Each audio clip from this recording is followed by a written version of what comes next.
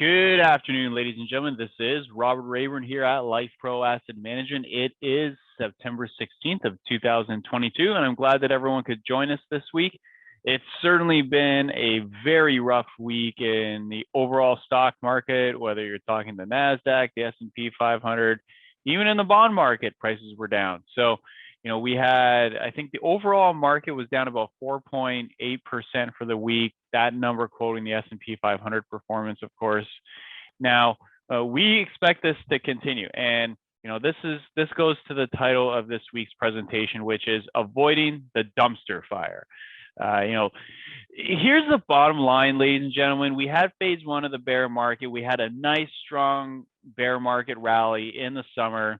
There's a lot of questions whether or not that would turn into a longer term rally. But once those short term indicators started turning south, and once the Fed started to increase their level of hawkishness, we had to change, and I get it.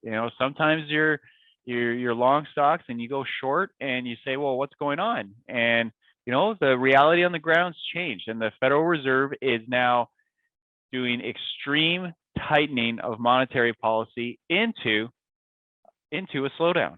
And so when you're shrinking money supply, when you're increasing rates dramatically, and the economy is slowing at the same time, that's like the equivalent of lighting a tire yard on fire. And that's where sometimes there can be an accident. So we want to be careful through this time period. We're taking everything week by week. Right now, we're net short going into this. We think there's more weakness ahead. We do think that policy rates, largely speaking, will need to exceed 4% plus. So if we look at where core inflation is today, north of 5%, most tightening cycles end with policy rates that exceed the overall core inflation rate. So we need to keep an eye on that. The market's still pricing in something below 4%. So again, very important not to get ahead of our skis. Federal Reserve is also draining $95 billion of liquidity. That is starting, well, it says starting today. The slide was originally done on the 15th. So starting September 15th is when the Federal Reserve started draining $95 billion of liquidity from the overall market. So again, shrinking money supply, higher rates, and an economic slowdown, that's not a good combination historically for risk assets. That said, now is a great time to actually start doing the research underneath our hedges, underneath that protection layer that we have for the portfolios, in terms of where we see emerging signs of leadership under the hood of this bear market. What are the key themes? Weak seasonality, as we discussed last week, that great liquidity drain that officially accelerated on Thursday. And then, of course, talking about and speaking to the next potential bull market and what are some of the potential leaders in the space. Now, sometimes I just like to show headlines, and our friends at Strategas put this slide together in terms of the snapshot there on the left. So want to make sure they're given credit for that, because it's a great slide. It's a non-scientific slide, but really speaks to the environment. And when people ask us, is the market oversold yet? And I have said this week, no, I don't think so. And when you're coming off an environment of easy money, low cost of capital, these are not the types of headlines you want to see in the midst of a market soft. Kim Kardashian launching a new private equity fund, or SoftBank, which has been the leader of risk-taking, launching a third private equity fund. Again, these are just not, or Adam Newman of WeWork, able to raise more money. So again, all of these things, all these types of headlines are not headlines you see near the bottom. They're headlines, unfortunately, that you see kind of near the middle of a bear market. So this could potentially be phase two of the bear market. So until this garbage burns off, it's burned to the ground, there's still much froth that's left over from that QE era. Again, as we talked about overall in terms of portfolio positioning, we got about a negative 30%. So we have a 30% net short position in the opportunity strategy. Now, one thing I do want to make sure that I'm communicating with clients and to advisors is that hedges are going to be very actively traded because within a bear market, you can get oversold conditions and what we call bear market rallies.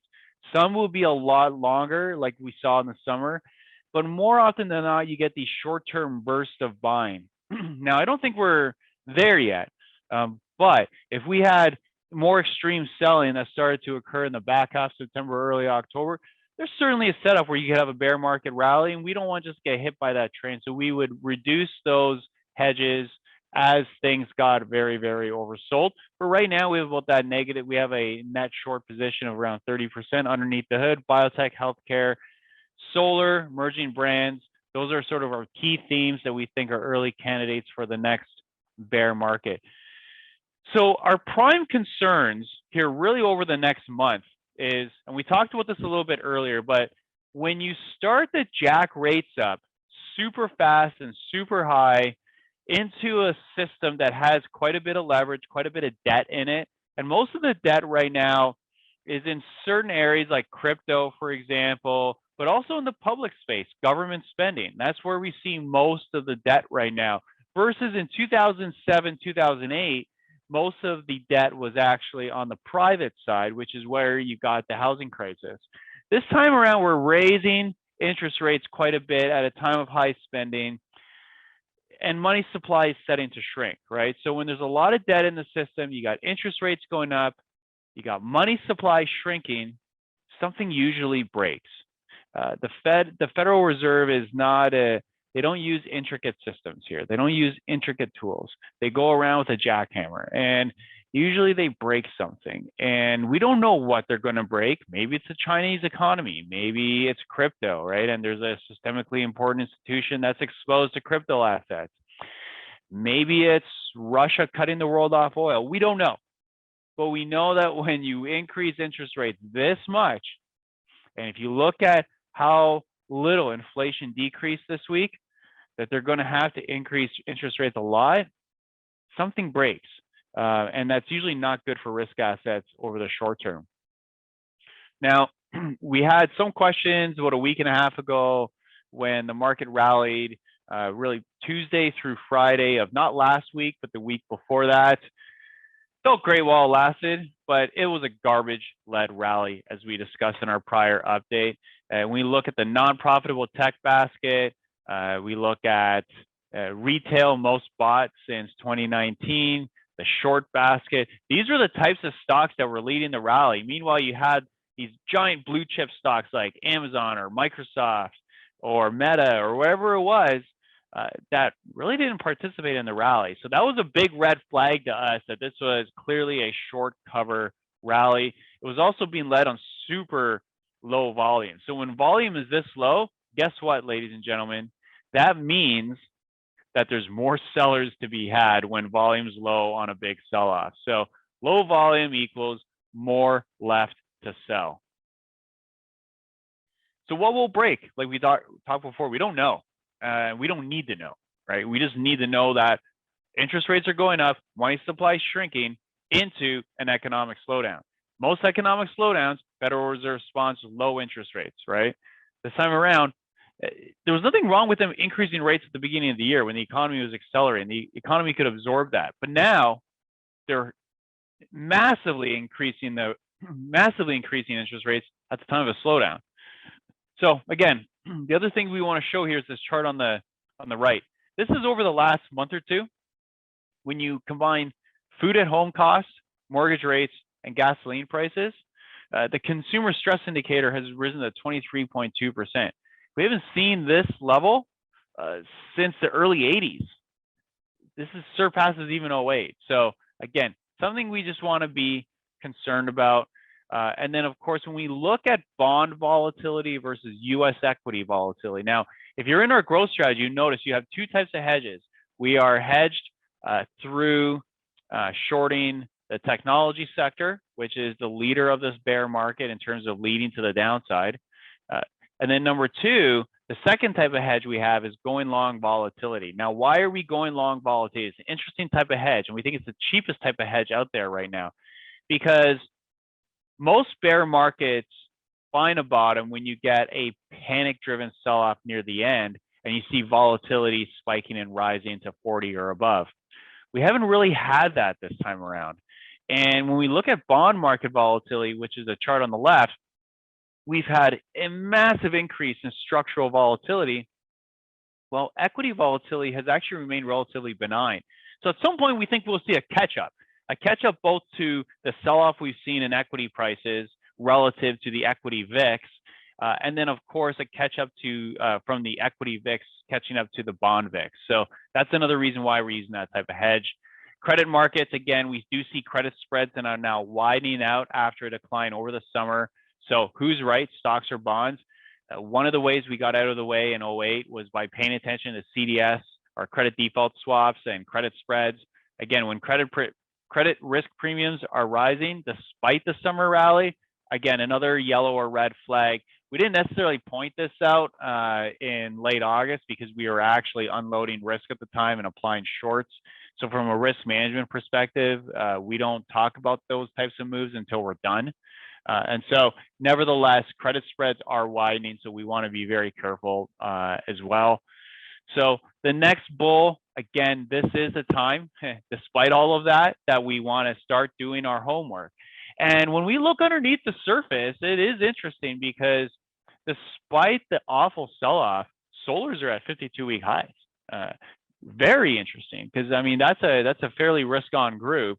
It's not like utilities or consumer staples, which you would expect to act well in this type of environment, but it's a fairly risk-on type of stock or type of group of stocks. And so when they're near 52-week highs, that's interesting.